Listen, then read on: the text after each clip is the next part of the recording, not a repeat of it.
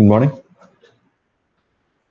So we'll continue with our module number 2 of our course AAT. And so today we are going to look at electromagnetic wave propagation in different media.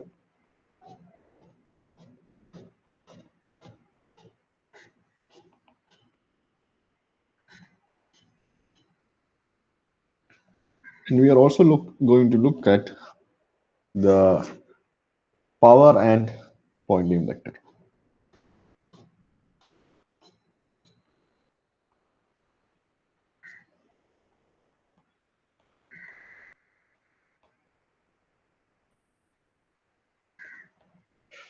Okay, so I'll be posting an assignment today. So make sure you do it before the deadline. And it's an important assignment. It is part of your syllabus. And it's basically 2 derivations, which is easy to do. So make sure you submit the assignment. Right? Okay. So now let's recap a bit. So last class we have derived the expression for the electric field in terms of the propagation constant. And we also found out it is a sinusoidal variation with an attenuation, right? So what we derived was the value of E for a wave which is propagating in Z direction, electric field in X direction, magnetic field in Y direction is E0 e raised to minus alpha Z cos of omega t minus beta Z AX cap. So this was the expression of electric field that we have derived. We had already also shown that the magnetic field will also be in a similar form. Instead of E0, it will be H0. Instead of AX cap, it will be AY cap.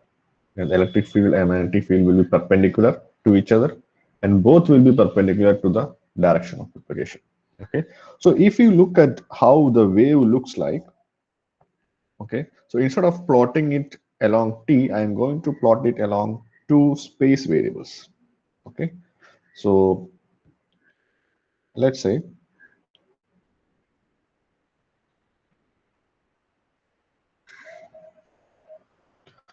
this is the axis, and I'm saying this is Z axis, and this is X axis. Okay, so I'll try to plot it with best of my ability. I'm not sure how well the plot will come, but let me try.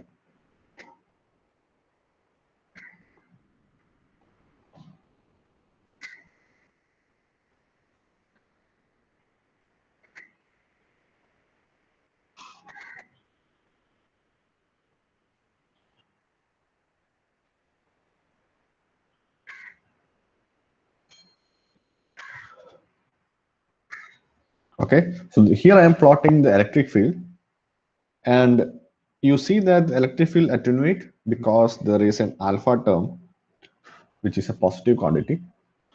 So e raised to minus alpha Z, when Z varies from 0 to some value, e raised to minus alpha Z will decrease, because of which it is called as an attenuation constant, the value of alpha.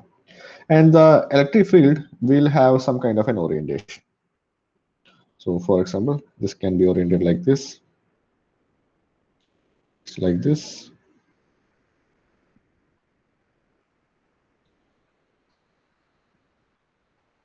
So what is orientation? So orientation means you can say that if you stand on this wave, you will experience some kind of a force which will be in this direction. But the change in electric field will be along Z direction. So that's why it is called as the wave is propagating in Z direction. Okay. This is Z. This is along Z and X. And let's assume that this is for t equal to 0.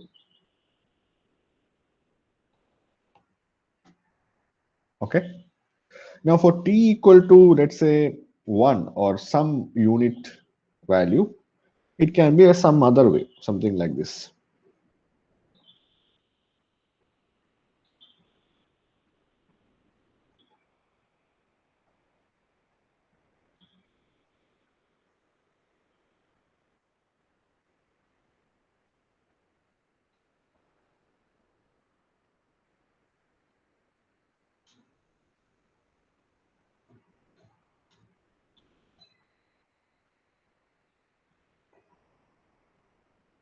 Okay, so I hope you can see this properly.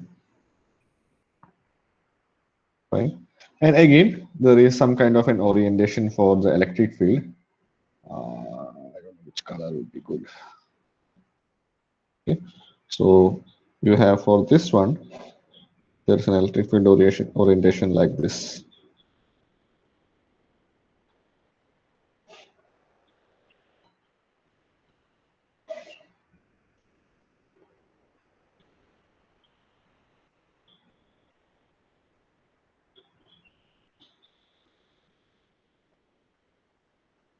Something like this. So this new thing or the new wave is for a different thing. Okay, so this blue dotted line is for, let's say, t is equal to delta t.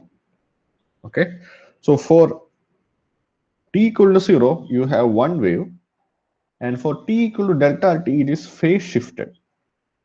Okay, or it has moved a bit in space. Right. So this is, you can say, an illustration of how the wave looks like. So I'll try to show you some videos maybe in the next class to how to visualize this wave. Okay, so this will make many things easier, many derivations, and many of the analysis using EM waves will make it easier. Okay, I just want to show you how the wave looks like, right? Okay. Now, in the last class, we also have derived something called as eta, which is called as the intrinsic impedance. And we saw that the intrinsic impedance is actually the ratio of E0 by H0. And we found that this is equal to root over j omega mu by sigma plus j omega epsilon. Okay. And this, if you see, is a complex quantity, which we have already stated in the last class. Fine. And we are going to look at using this intrinsic impedance, we are going to look at something called as loss tangent. We'll see what this is. Okay. Fine. So since eta is complex, I can write eta as the product of the magnitude into e raised to j theta. Right. So to do this, I need to separate the real and imaginary part of eta. Since there's a square root in eta, it will be difficult, but let us try. Okay, so I can write eta is equal to root over j omega mu by sigma plus j omega epsilon. So this I can write as root over j omega mu divided by, let us take omega epsilon out from the denominator. So this is sigma by omega epsilon plus 1. Okay.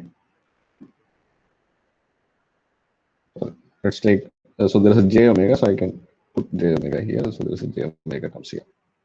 Right. Okay. Now the j omega, which is there in numerator and denominator, will get cancelled. So this, there's a j here, omega here. So that will get cancelled. Okay. And I can take epsilon top. So this is, I can write as root over mu by epsilon divided by 1 plus sigma by j omega epsilon. Okay. Now again, it is still, there's a square root. Square root is always a problem to separate things. So what I'm going to do, I'm just going to take the square of eta. So eta square is equal to mu by epsilon divided by 1 plus sigma by j omega epsilon. Okay. So I can, this is basically, I can write this as the magnitude of eta square e raised to j 2 theta. Okay, because when you square this eta square, then you will get the magnitude of eta square, and e raised to j theta whole square is e raised to 2j theta. Okay, let's put as eta suffix here so that we know it is for the theta is corresponding for theta. Fine. Okay. Now let's take this j up. Up means mu by epsilon divided by 1 plus. Sorry, 1 by j is minus j. So this is minus j sigma by omega epsilon. How did we do this? 1 by j is equal to minus j. How will you prove this is minus j? Can expand it using e raised to j and you can find the value. Okay. Now let's see what is this 2 theta 2 theta eta. So that is actually the angle of this complex quantity. Okay. Now since there is a numerator and denominator, when you take the angle, usually when you take the angle of a complex quantity, let's say z is equal to a plus jb. Okay. Now angle of z is equal to tan inverse of the complex part by the real part. That is normally that angle. Now this we have already seen, but let me I think let's say z1 by z2 is equal to, let's say it is a1 plus jb1. Which jb1? Sorry. It's forgotten. By a2 plus jb2. Then angle of z1 by z2 is equal to tan inverse complex imaginary part by real part of numerator minus tan inverse imaginary part by real part of denominator. Okay, so I can write 2 theta n is equal to tan inverse the imaginary part of numerator of 2 eta square is 0 minus tan inverse imaginary part of denominator of eta square is minus sigma by omega epsilon, and the real part is 1. Okay, so tan inverse of minus theta is minus tan theta, so this is equal to tan inverse sigma by omega epsilon. Okay, and you can say that I can write eta more the magnitude of eta as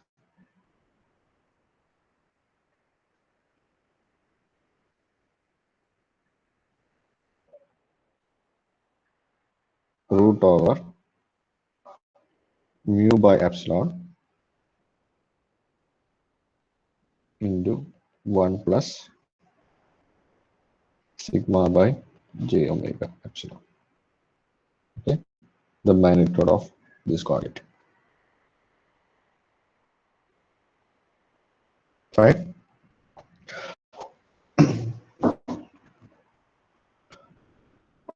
Or I can write mod eta square as mu by epsilon divided by 1 plus sigma by j omega epsilon, the magnitude of this quantity. So the magnitude of eta square is the magnitude of numerator, which is mu by epsilon, divided by the magnitude of the denominator, which is root over 1 plus sigma by j omega epsilon whole square. This I can write as mu by epsilon, its square root, whole square divided by 1 plus sigma by j omega epsilon, the square of this raised to 1 by 2. Okay.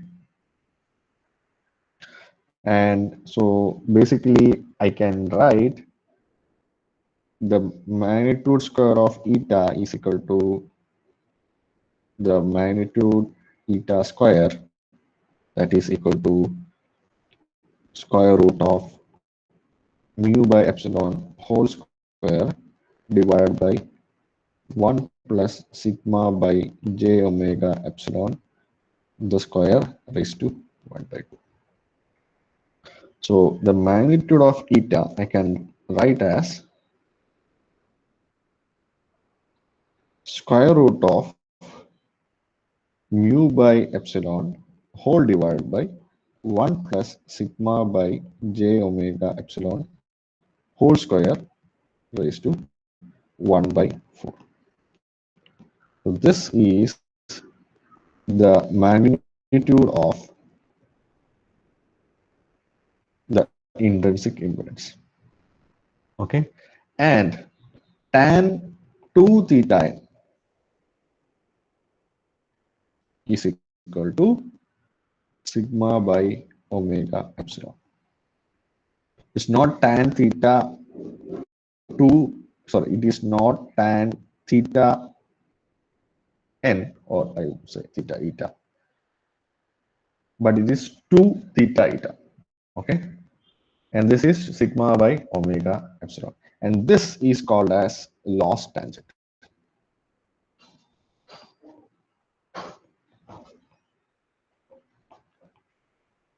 Okay, this is called as loss tangent. So why we call it as loss tangent? Because it gives a quantitative amount of how much the wave will lose its power when it passes through the medium. Okay, this is called as loss tangent. So I can say if sigma is much greater than omega epsilon, this is called as a perfect conductor, and it's a lossy medium. For example, a metal. Sigma much greater than omega epsilon means sigma by omega epsilon is much greater than 1. Or if sigma is much less than omega epsilon, or you say sigma by omega epsilon is much less than 1, this is a perfect dielectric. It's called as lossless medium.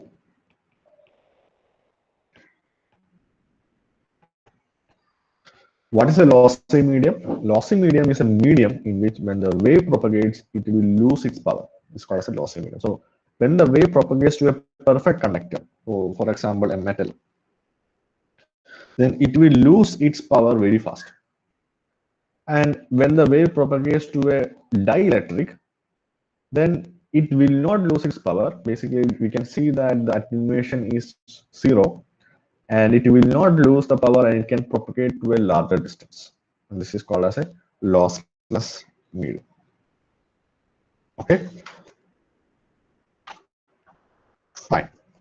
So using this, we are going to look at some special mediums. Okay, the first one is the wave in, or the plane wave, or the EM wave in lossless medium. So in a lossless medium, or for a lossless dielectric, it will not dissipate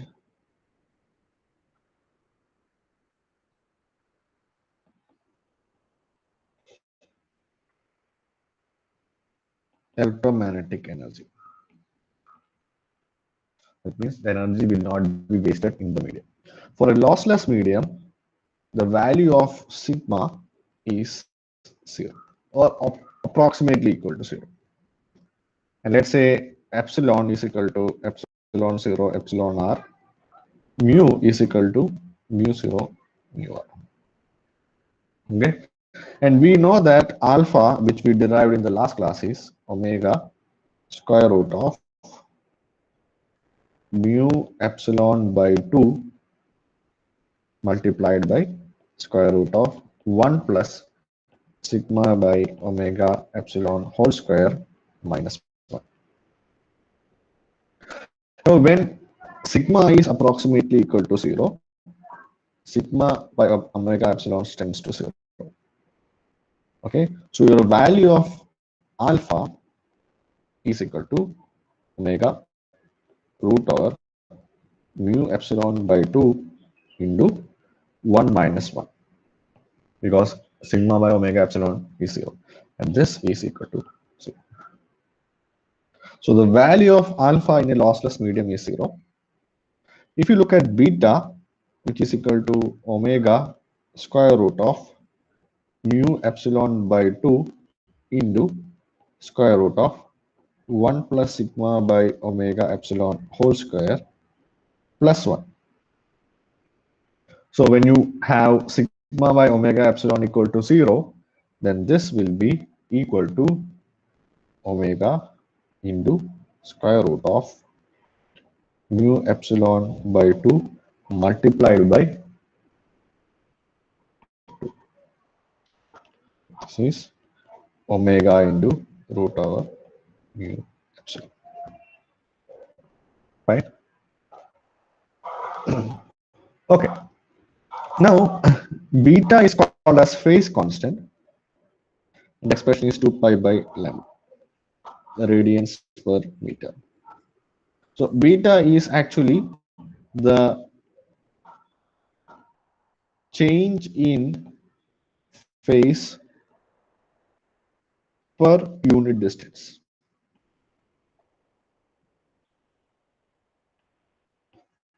For example, if you have a wave, if you take 1 lambda distance, then change in phase is 2 pi. So for a lambda distance, you have a phase change of 2 pi. So for a unit distance, you have a phase change of 2 pi by lambda, which is equal to beta. Okay. So if I do omega by beta, this is omega is your frequency in radians 2 pi f by 2 pi by lambda. This is equal to f into lambda, which is equal to u, that is velocity of the wave.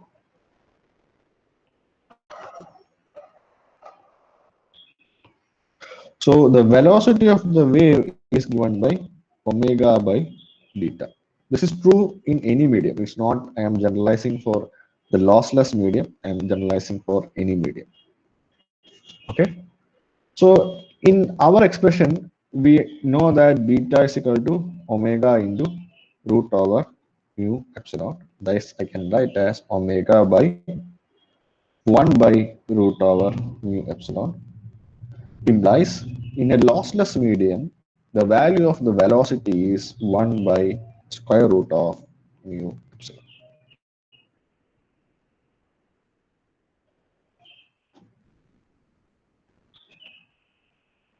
Okay, fine. Now, so we found that the value of alpha is equal to 0 in a lossless medium. We found that the value of beta is equal to omega into root over mu epsilon. We found that the velocity of the wave is omega by beta, which is 1 by root over mu epsilon. And next is intrinsic impedance. So eta is equal to root over j omega mu by sigma plus j omega epsilon. Okay, so you take omega epsilon out. So this is root over j omega mu by, let's take j omega epsilon out. This is 1 plus sigma by j omega epsilon. Now as sigma tends to 0, you see that this quantity will be 0. Okay, the j and j will get cancelled, omega and omega will get cancelled. So my value of intrinsic impedance is equal to root over mu by epsilon. And this is purely real because mu and epsilon is purely real. So this is purely real. Okay, so the intrinsic impedance of a lossless medium is purely real and it is given by root over mu by epsilon. Okay, fine. Now let's look at another medium, which is plane waves in good conductors, or you can say lossy medium. So a perfect conductor is the medium in which there will be complete loss of the electromagnetic wave. The power will be lost completely. Okay. So a good conductor is a lossy medium for electromagnetic wave. So in a good conductor, your value of sigma is approximately equal to infinity. The value of epsilon is equal to epsilon 0, epsilon r, and mu is equal to mu 0, mu r. Okay, so let's write, if you look at the expression for alpha,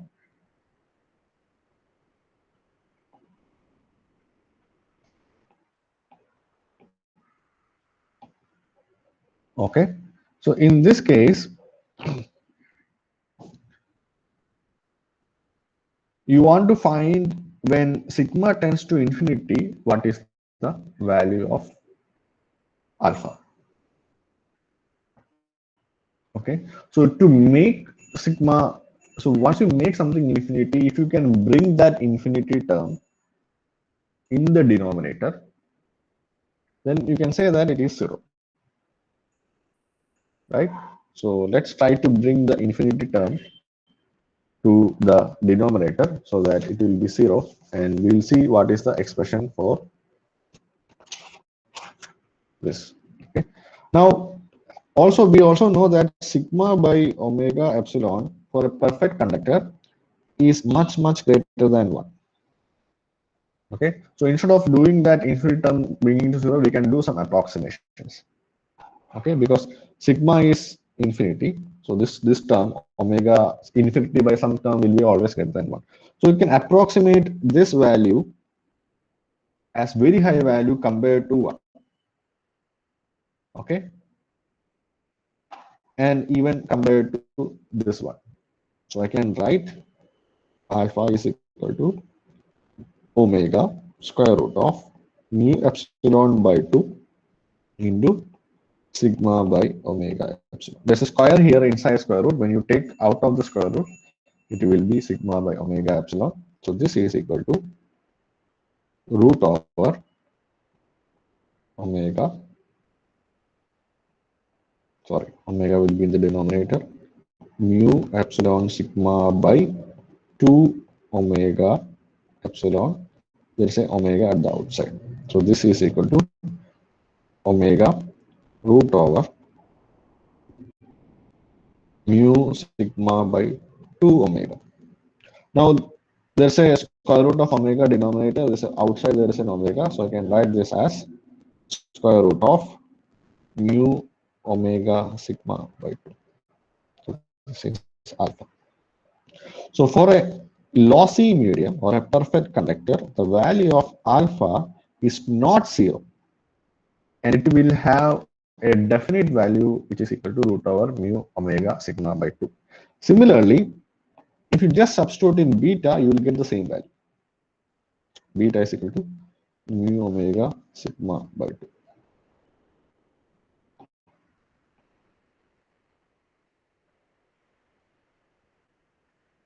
Okay. So omega is equal to 2 pi f. So this is equal to root over mu f pi sigma. Okay, you can write that also. Now, the value of intrinsic impedance eta is equal to, you can write it from here,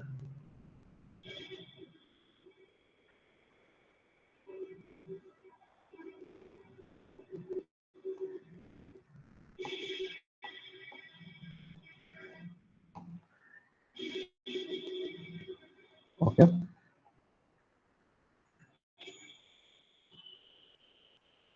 So in this case, eta value is sigma by omega epsilon. And we saw that omega epsilon is much greater than 1. This is much greater than 1. So I can approximate 1 plus sigma by omega epsilon is almost equal to sigma by omega epsilon. Okay, because of which this will be equal to root over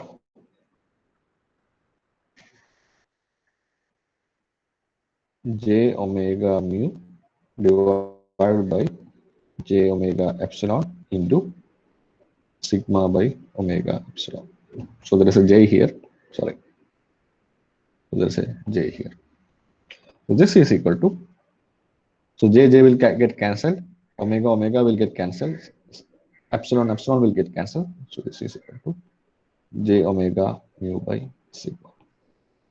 So the value of intrinsic impedance in a lossy medium is equal to root over j omega mu by sigma.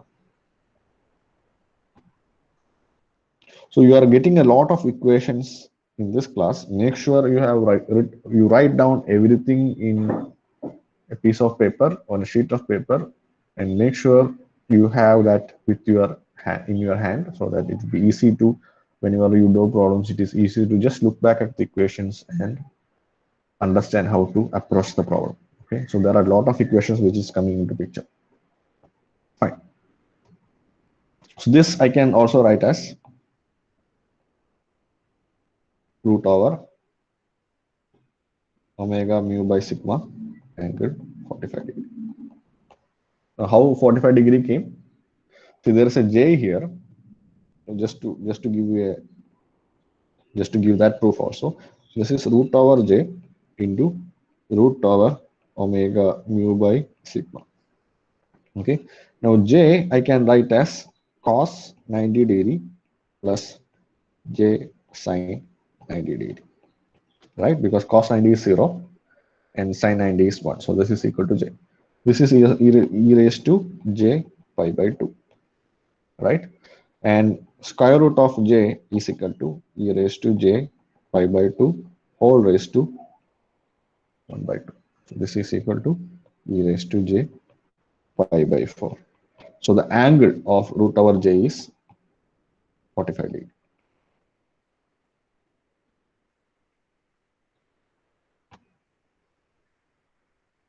Okay, so the angle is 45 degree.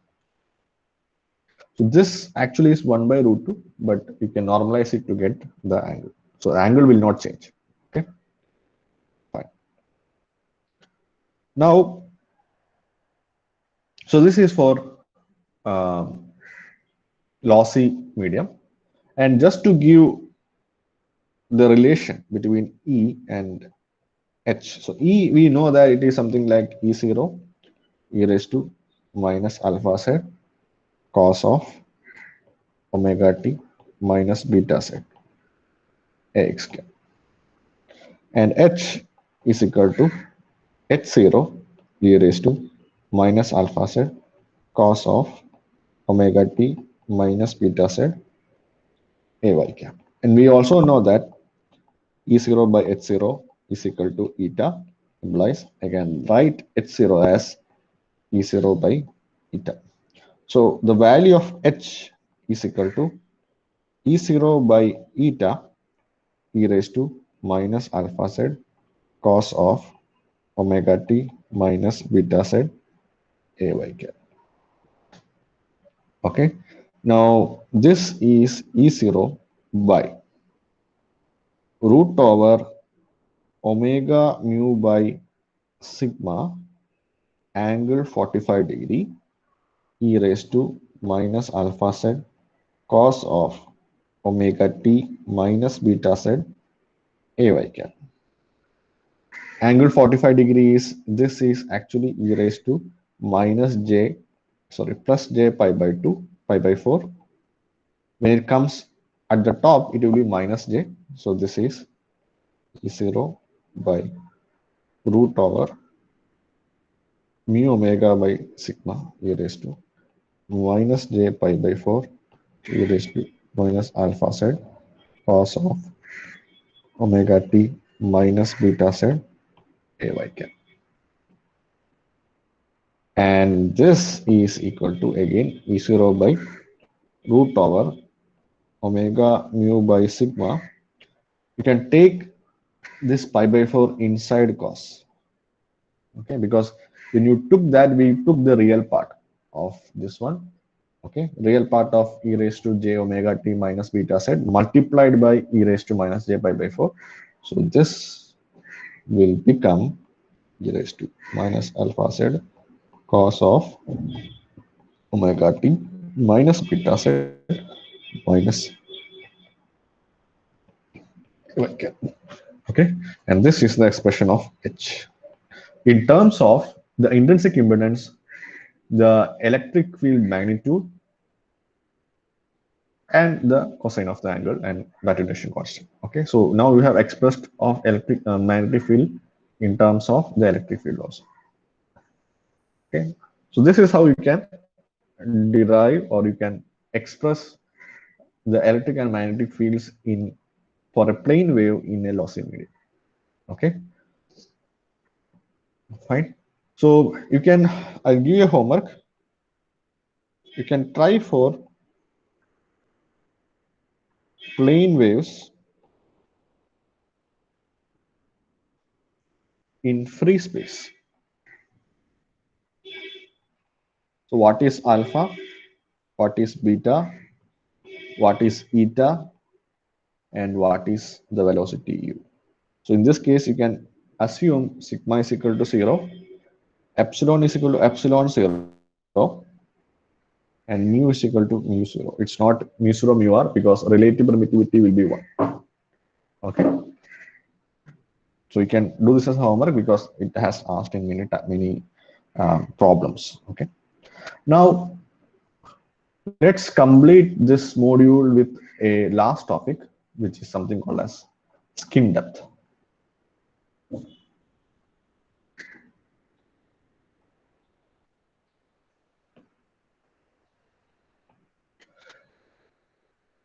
So skin depth is the measure of the depth to which an EM wave can penetrate in the medium. So this is the measure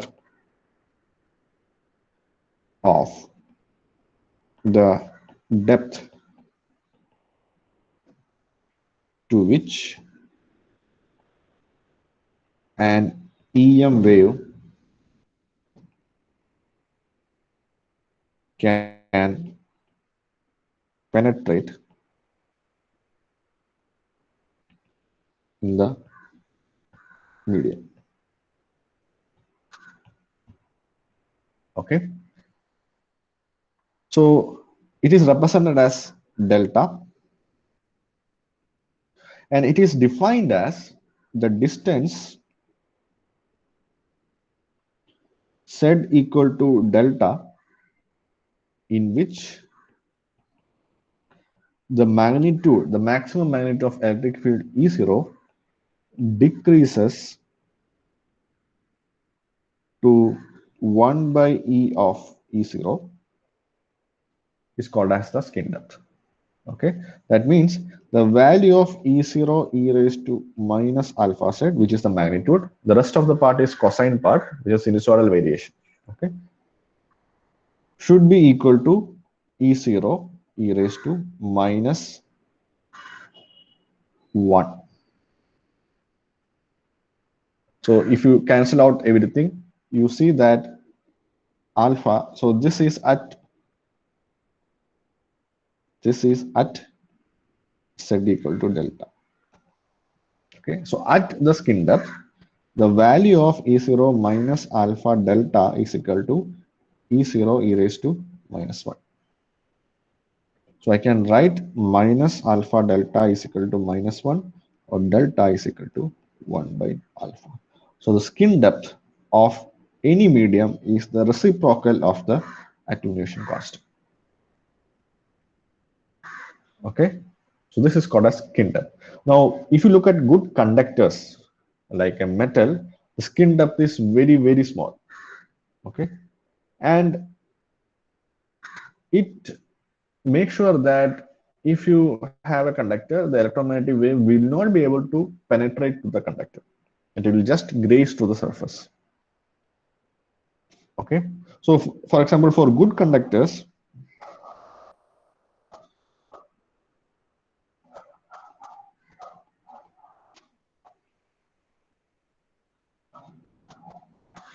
we have derived that the value of alpha is this root over mu f pi sigma that we have already derived. So if you substitute that here, delta is equal to 1 by root over pi f mu sigma, right? Now, as f increases, implies the skin depth decreases. Means, if the frequency of the wave is very high in good conductors, it will penetrate only a small distance. So if your conductor is something like this, okay, sorry, let me draw it correctly.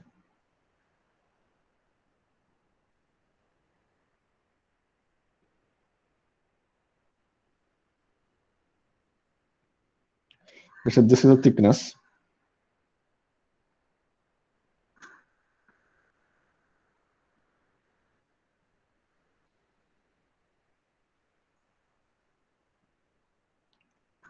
Okay.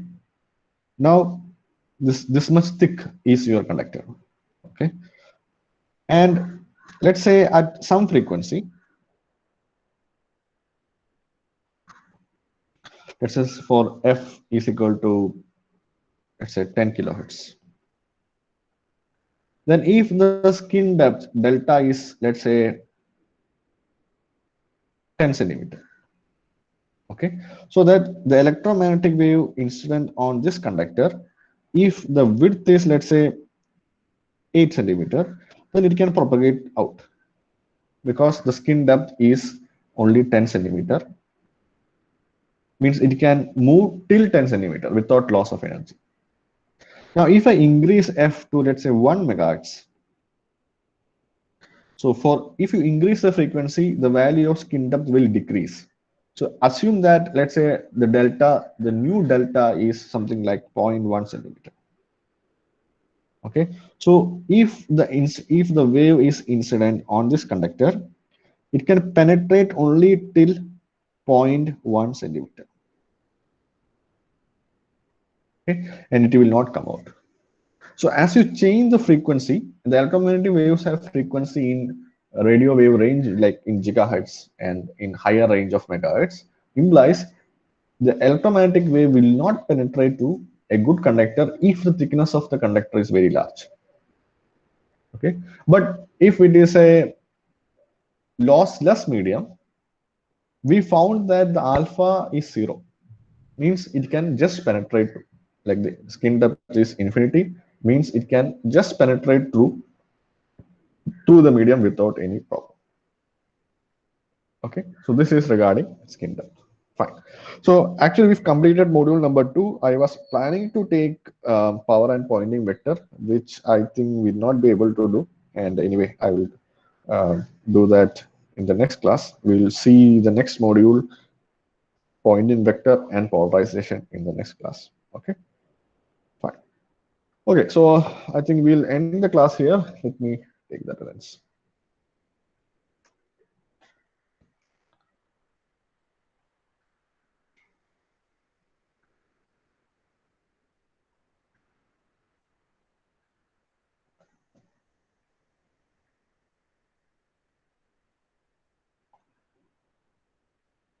Okay. So you can tell me the attendance. One. One, two, Okay. three, One. Okay. four, Okay. 5, Okay. Okay. 6, 7, Okay. Okay. 8, Fine. 9, Okay.